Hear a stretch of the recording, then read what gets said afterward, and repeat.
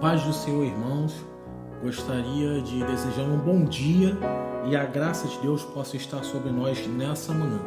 Estamos aqui representando o Ministério ADCeja, o ministério ao qual tem o pastor presidente por nome, pastor Antônio Carlos, que está orando por nós nesse momento, nos deu a sua bênção e estamos aqui debaixo da graça de Deus para aprendermos mais um pouco da palavra do Divino.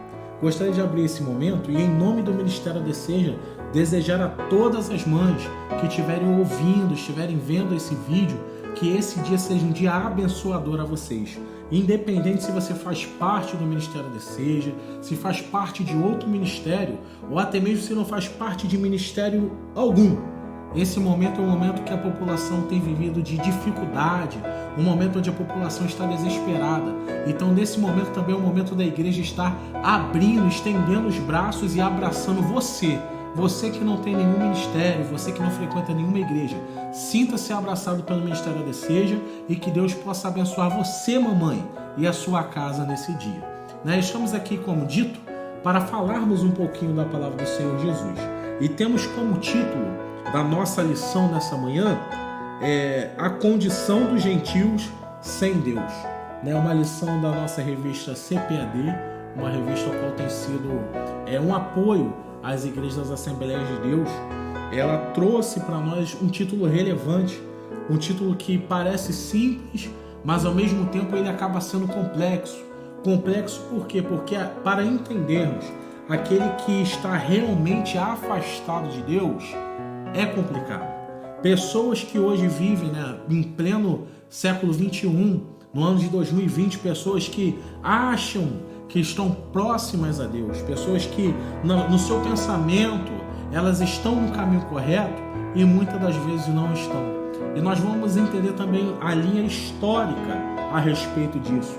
Nós temos lido, temos aprendido ali a carta do apóstolo Paulo aos Efésios, uma igreja que precisou de muito apoio, uma igreja que precisou de muito de sua correção.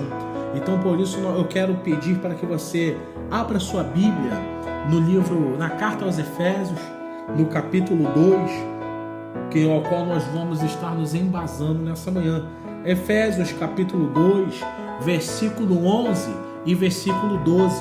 Diz a palavra do Senhor assim: portanto, lembrai-vos de que vós, noutro tempo, eres gentios na carne e chamados incircuncisão, pelos que na carne se chamam circuncisão, feita pela mão dos homens.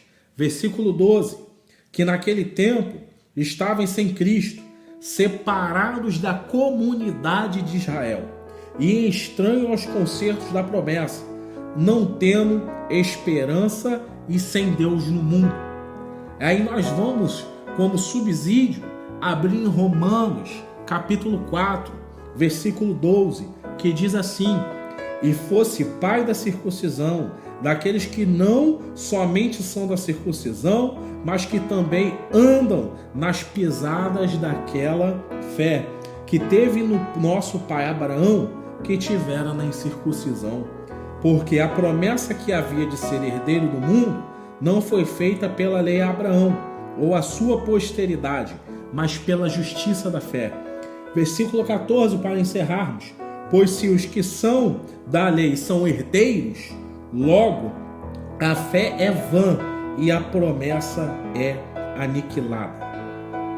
Hoje, nessa manhã, nós queremos esclarecer algumas coisas a respeito daquela época e que vem trazendo muita discussão até os dias de hoje. Discussão porque o apóstolo Paulo, logo no versículo 11, capítulo 2, ele vem separando, mostrando da circuncisão e a incircuncisão. E quando nós começamos a nossa lição, ela vem logo no primeiro tópico, falando sobre chamados e incircuncisão. Ou seja, o povo judeu, seguindo uma linha da sua lei, das promessas, da aliança, do pacto que Deus fez com Abraão, praticava-se a circuncisão. Era algo externo, aonde seria retirado o prepúcio do órgão sexual masculino Isso era algo que destacava, isso era algo praticado especificamente pelo povo judeu. Era algo que mostrava, que simbolizava a separação deles do povo gentil. E eles se chamavam circuncisos. Isso para eles era algo de honraria, algo que mostrava que eles estavam no caminho certo, algo que mostrava que eles estavam próximos a Deus. E para eles, aqueles que não eram judeus, ou seja, conforme o que nós lemos, aqueles que eram incircuncisos, não eram dignos de estar próximos a Deus. Esse é o conceito de circuncisão e uma ideia de incircuncisão. O significado religioso disso é muito profundo, porque quando se fala disso no passado, nós falamos de algo que era literal. Mas hoje, qual é a verdadeira circuncisão? Quem realmente hoje, em 2020, é circunciso. Porque a verdadeira circuncisão veio do coração. Hoje você não precisa tirar o prepúcio. Hoje você não precisa fazer algo dessa forma externa para provar, para marcar de que você é um escolhido. Porque a circuncisão ela tem que estar no coração. Quando você aceita Jesus Cristo, quando a promessa chega até você, você rasga o seu coração para que o Espírito Santo de Deus trabalhe na sua vida, você passa a ser circuncidado no Espírito, mostrando que você está dentro da promessa, porque você agora é um filho abençoado por Deus, por mais que você não seja judeu. Outrora, isso era muito complicado, porque a promessa realmente era específica para os filhos de Abraão, para aqueles que tiveram uma promessa em Abraão, para os que tiveram a promessa em Moisés, os mesmos que tiveram a promessa em Davi. Mas quando Jesus Cristo ele vem a esse mundo e ele vai ao Calvário, ele vem para acabar com isso. Ele vem para dar uma roupagem nova, um caminho novo, para que todos tenham a oportunidade de salvação. E aí, continuando, passando a circuncisão do coração, nós vamos ver que isso causou muitas brigas dentro do povo judeu. Para o povo judeu aceitar um gentil que não era circuncidado, infelizmente, querido, parece que é mentira. Mas hoje ainda nós temos algo parecido. Quantas igrejas, quantos ministérios têm rotulado pessoas, separando porque da forma que se veste, separando uns da forma como que se porta, se fala bem, se não fala. Alguns ministérios hoje têm feito essa divisão dentro da igreja porque parece que um é mais santo do que o outro, parece que um está mais próximo, de chegar ao céu do que o outro. De certa forma indireta, isso pode até existir. Pessoas que buscam mais a Deus, consequentemente, estão no caminho mais próximo de chegar ao céu. Mas externamente, isso não deve ser apresentado, porque aquele que está fraco, ele tem que ser auxiliado. A própria palavra do Senhor diz: você forte, faça-se de fraco para poder levantar o fraco. A nossa fraqueza, a nossa dificuldade, ela não tem que ser externada pelos outros. Nós pegamos a nossa fraqueza e a nossa dificuldade e levamos a Deus. E se essa fraqueza, essa dificuldade não é nossa, é do nosso irmão, fazemos a mesma coisa. Pegamos a dificuldade e a fraqueza do nosso irmão e levamos a Deus. E não devemos ter acepção, não devemos olhar para o outro porque eles têm uma forma diferente de viver por causa de condição social dentro da igreja. Isso jamais deve existir. Então, o povo judeu olhava: não, eu sou circuncidado, estou na promessa. Atos, atitudes. Quem somos nós para ditar a atitude certa ou errada? Quem somos nós para querer pegar a Bíblia e mudar o que está aqui escrito? Queremos muitas das vezes colocar Deus dentro de uma gaiola como se fosse um pássaro. Dizemos coisas como se estivesse escrito. Falamos coisas como se pudéssemos levar Deus para qualquer lugar, quando na verdade não é assim. Ele é o poderoso, Ele é o que sabe de todas as coisas, não somos nós. A diferença, o julgamento não vem de nós, mas aquele que tem te julgado, você sabe que existe um advogado sobre a sua vida. Não tem judeu, não tem gentil, não tem pastor milionário, não tem cantor que vá julgar um outro por qualquer outra condição, por nada nesse mundo, porque o único que pode julgar, o verdadeiro juiz, é o nosso Deus. E nós temos um advogado. Então o povo judeu estava imerso dentro desse pensamento de separação. Quando o apóstolo Paulo chega, ele chega para confrontar isso, para mostrar que existe um céu, que existe um Deus, mas lá tem lugar para todos nós. Fosse circuncidado ou não, aquilo era algo externo. Eu volto a repetir, porque a verdadeira circuncisão, a partir do momento que Jesus Cristo veio a esse mundo, passa a ser a circuncisão do nosso coração. Aonde está o seu coração? Aonde está a sua mente nesse momento?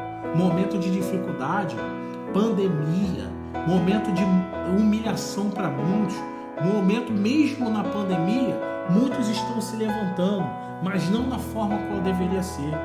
Como que tem estado a sua vida nesse momento? Como tem estado a sua mente? Tem se voltado a Cristo? Será que verdadeiramente você está com o seu coração voltado para Deus? Porque se estiver, se realmente tiver a verdadeira circuncisão no seu coração, fica tranquilo. O vento vai bater, o barco vai balançar, mas você não vai afundar, porque Deus está contigo nesse barco. Continuamos aqui na lição e vamos fazer aqui um resumo, do segundo tópico. O que se fala no segundo tópico? O título é Estranhos ao Concerto da Promessa. Estranhos ao Concerto da Promessa. Que vida difícil. É uma tristeza. Isso era tristeza. Os gentios realmente não faziam parte da grande promessa de Deus. Desde a queda do homem no Éden, o dilúvio, após o dilúvio, o mundo foi separando-se em nações. Houve-se essas divisões. E Abraão foi escolhido por Deus, o patriarca escolhido, para que a partir dele uma geração, uma nação fosse salva. Mas o caminho dentro da história, quando nós vamos ler os profetas menores, ou até mesmo os profetas maiores, nós vamos ver que o povo errou muito. Um povo escolhido por Abraão foi ensinado. Moisés libertou do cativeiro. Davi veio ser um rei que abençoou muito o povo. E mesmo assim o povo foi tomando caminhos dentro do erro, dentro da escuridão. Que promessa é essa? Que circuncisão é essa? De que adianta a circuncisão? Volto a repetir, um ato externo. Quer que eu te lembre de outro ato externo? Falamos muito sobre batismo nas águas. Muitos hoje vão às águas achando que por esse ato externo, um ato simbólico, estão salvos. E eu venho dizer para você, se você pensa assim, não fica triste não. Mas volta o seu coração para Deus, volta a sua mente, ouça a palavra de Deus e entenda que o Espírito Santo vem revelar a você. O batismo nas águas é algo que nós declaramos ao mundo que morremos para ele. Quando nós passamos pelas águas, assim como os judeus eram circuncidados, significava que estávamos no caminho da santificação. É um caminho que nós adotamos para dizer que nós somos filhos e herdeiros do trono de Deus. Mas isso, volto a repetir, é algo que nós fazemos para externar o nosso sentimento, a nossa posição de filhos de Deus. Mas se eu me batizo hoje e amanhã eu saio da presença de Deus, se eu me batizo hoje, se eu me circuncido hoje, amanhã eu saio da linha que Deus traçou para a minha vida, para que eu alcance o céu, de nada me adiantou. Muitos, hoje você pode ter aceitado Jesus, eu acredito que você pode aceitar a Deus através dessa palavra. E se você aceitar e Jesus voltar e você não for batizado, fica tranquilo, você vai subir aos céus. Me entenda bem, eu não estou dizendo aqui que você não deve se batizar nas águas. Não estou dizendo aqui que você não tem que fazer o que é proposto com relação ao batismo, que é muito importante sim. Se você tem oportunidade, se batize agora, se for possível. Procure um pastor, procure um ministério fiel, centrado, que realmente pregue a palavra e se batize. Mas se não for possível e Jesus te recolher hoje, fica tranquilo, porque você vai para o céu, porque o verdadeiro batismo, ele vem de dentro. Ele primeiro é o seu coração que foi entregue ao Senhor. E é esse pensamento que o apóstolo Paulo tentou colocar na igreja de Éfeso, tentou ensinar aos judeus naquela época a respeito da circuncisão. Era uma vida triste para os gentios, serem separados dos judeus e ainda por cima se ouvir que eles não tinham direito a chegar até a promessa, chegar até o final, chegar até os céus. Que coisa difícil, uma coisa terrível, mas graças à bondade de Deus, Jesus Cristo veio a essa terra, sofreu, foi pendurado no madeiro, e você que conhece a palavra sabe o que Jesus passou. Se você não conhece, leia o Evangelho de Mateus, de Marcos, de Lucas e até o de João, que vão descrever o que o nosso Mestre Jesus passou. Mas não deixe de aprender sobre isso, porque o verdadeiro significado de todas as lições que você for ler, que você for estudar, até hoje, o verdadeiro princípio de todas elas é que Jesus Cristo é o Senhor das nossas vidas e que veio nessa terra para te dar oportunidade, para nos dar a oportunidade de ir para o céu. Continuando, até para que não possamos estender muito esse vídeo, que seja uma palavra simples, que possa somar na sua vida e ser gravada no seu coração, nós continuamos aqui ao tópico 3. E o tópico 3 vai falar o seguinte: sem esperança e sem Deus. Olha só o que diz. A palavra esperança traz uma ideia de confiança. Quem aqui hoje não tem esperança em um futuro melhor? Quem é que não quer acordar amanhã e ter a notícia de que essa pandemia acabou? Quem não quer acordar amanhã e saber que vai ter um emprego melhor, uma saúde, a sua família do seu lado? A esperança te dá a ideia de confiança. Quando você espera em algo, você confia que aquilo vai acontecer. Você realmente olha para o alvo que você está esperando e acredita que você vai conseguir alcançar. E existem as promessas que são promessas divinas. E nós falamos aqui. Deus fez uma promessa a Abraão, Isaac e Jacó. Fez uma promessa a Moisés. Fez uma promessa a Davi. Como a esperança é a âncora para a alma, os gentios desprovidos dela padeciam de medo e incertezas. Imagina, o povo judeu, bem dizer, era mais tranquilo. Por quê? Porque ele tinha uma esperança. Ele sabia que sobre eles pairava uma promessa. E o povo gentil, qual era a esperança?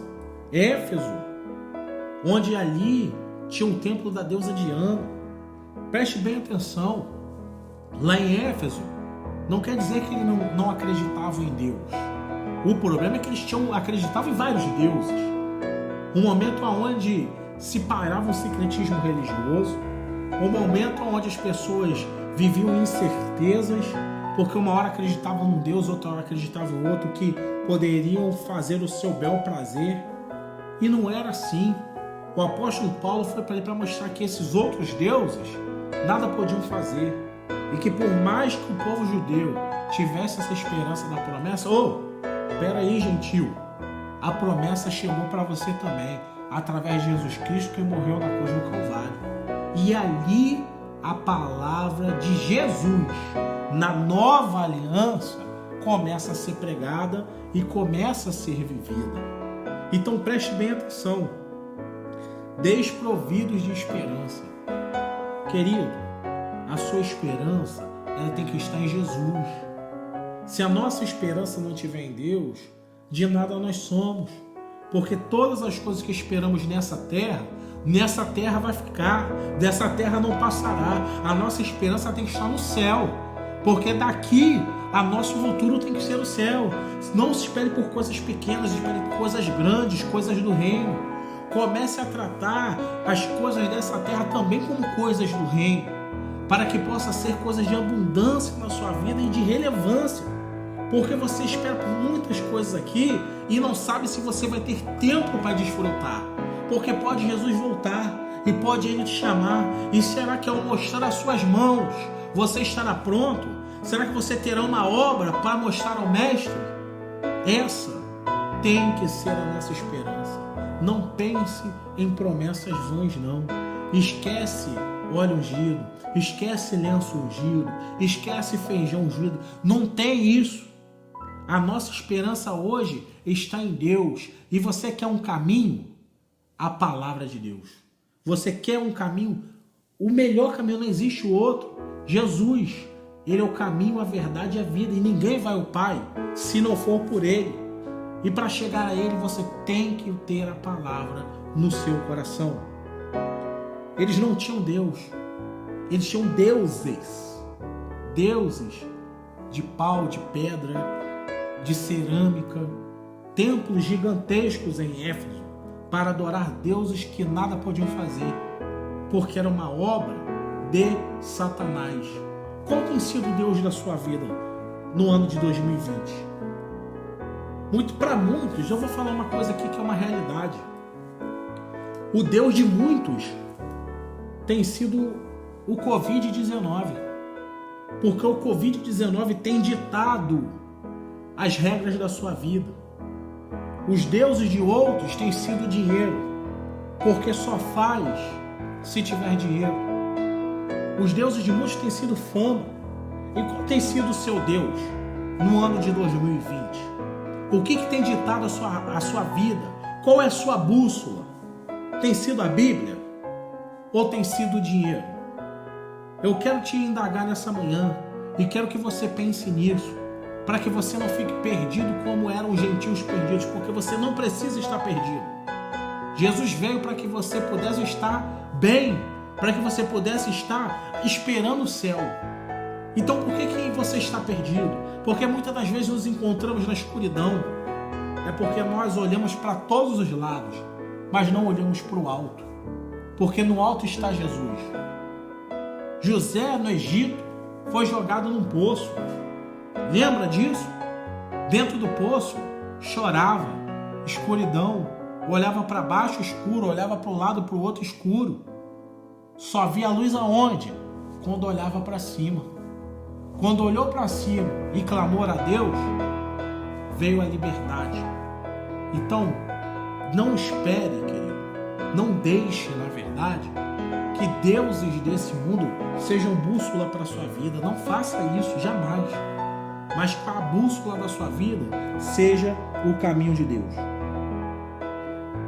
Querendo chegar aqui ao ponto final, e eu quero que você preste muita atenção nisso. Preste muita atenção. Até a graça de Deus se manifestar aos gentios, eles estavam completamente alienados das grandes promessas, dos grandes pactos divinos. Eles estavam excluídos, estavam separados dessas promessas e desses pactos.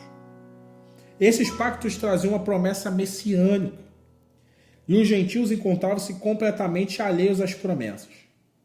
Nesse sentido, a presente lição busca esclarecer de que os gentios estiveram privados dessa promessa.